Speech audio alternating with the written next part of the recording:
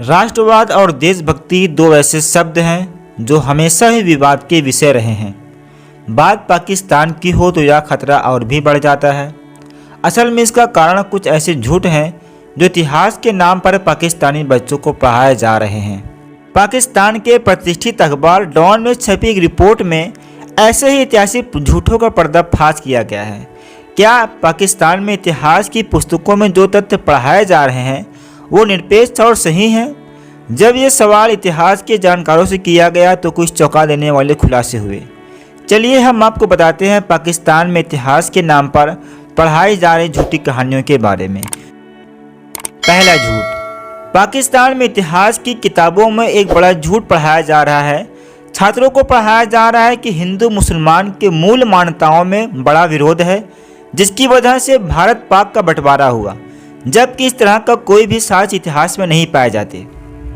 असल में दक्षिण भारत में रहने वाले मुसलमानों में ऐसी बहुत सी बातें कॉमन हैं जो इस इलाके के हिंदुओं में भी देखी जा सकती हैं, जबकि भारत के अन्य भागों में रहने वाले मुसलमानों से उनकी समानता नहीं की जा सकती।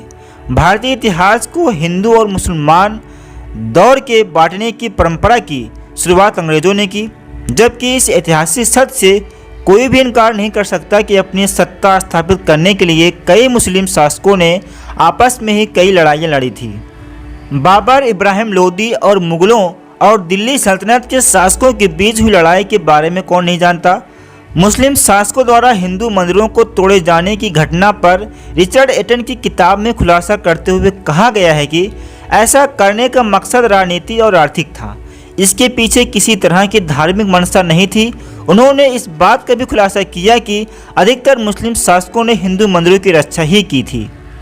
ऐसे में पाकिस्तान की इतिहास की किताबों में पढ़ाया जाना कि भारत पाक बंटवारे का कारण दो समुदायों के बीच संघर्ष था, बिल्कुल ही गलत साबित होगा। ये तथ्य अनुसय मलिक ने पेश किया, जो लंदन विश्वविद्यालय से PhD हैं और लाहौर यूनिवर्सिटी में सहायक प्रोफेसर हैं। दूसरा झूठ, इतिहास लिखने में की गई सबसे बड़ी गलतियों में से एक है सत्ता वर्ग को खुश करने के लिए ऐतिहासिक तथ्यों के साथ हुई छेड़छाड़। ये काम पाकिस्तान के बरसतूर जारी रहा, चाहे वहाँ सैनिक शासन हो या सिविल। इस तरह की गलती उन स्थानीय स्कूल बोर्ड के द्वारा की गई जो बच्चों के लिए सिलेबस निर्माण करने का काम करते हैं।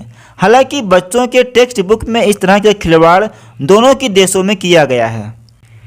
इस गलती को सुधारने के लिए पाकिस्तान के सबसे पहले शिक्षा मंत्री 1948 में ही प्रयास किया। उन्होंने कोशिश की इतिहास को प्रमाणित तथ्यों के आधार पर लिखा जाए, लेकिन उनके इस प्रयास को आगे बढ़ने नहीं दिया गया।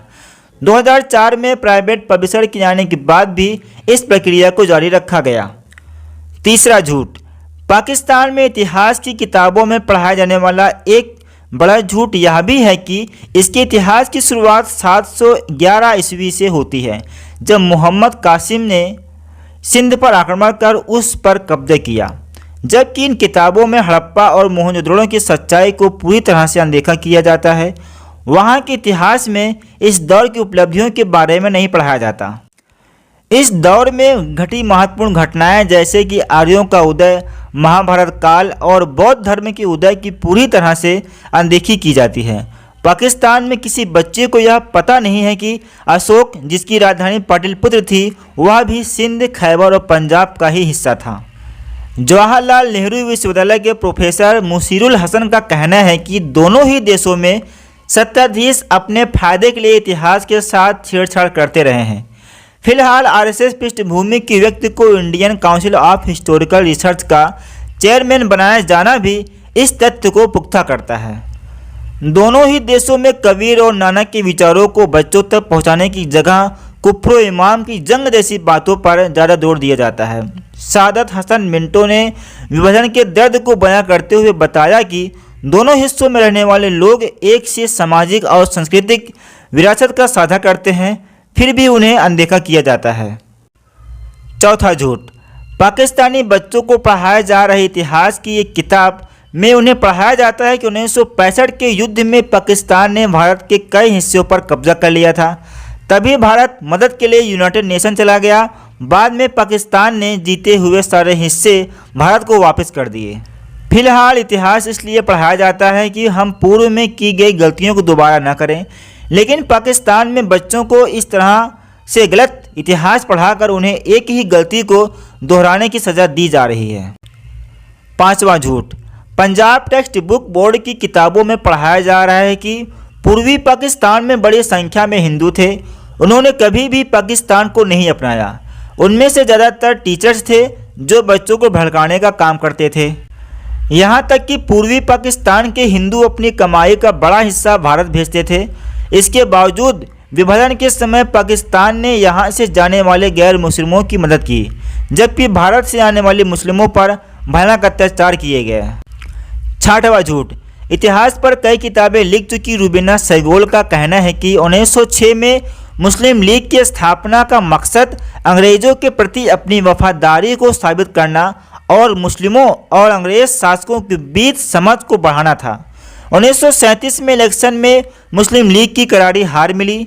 इसके बाद से ही उसने मुस्लिम राष्ट्रवाद को बढ़ावा देना शुरू किया। असल में अपनी पहचान को बचाए रखने के लिए ही मुस्लिम लीग ने ऐसा कदम उठाया था। बाद में इतिहास के माध्यम से उसने यह प्रचार करने की कोशिश की कि पाकिस्तान की स्थापना केवल मुस्लिमों के लिए की गई है। दोस्तों, बस इतना ही नहीं, ऐसे बहुत से कई झूठ हैं पाकिस्तान के इतिहास में जो वहाँ के बच्चों को पढ़ाकर भारत के लिए उनके मन में विष घोल रहे हैं।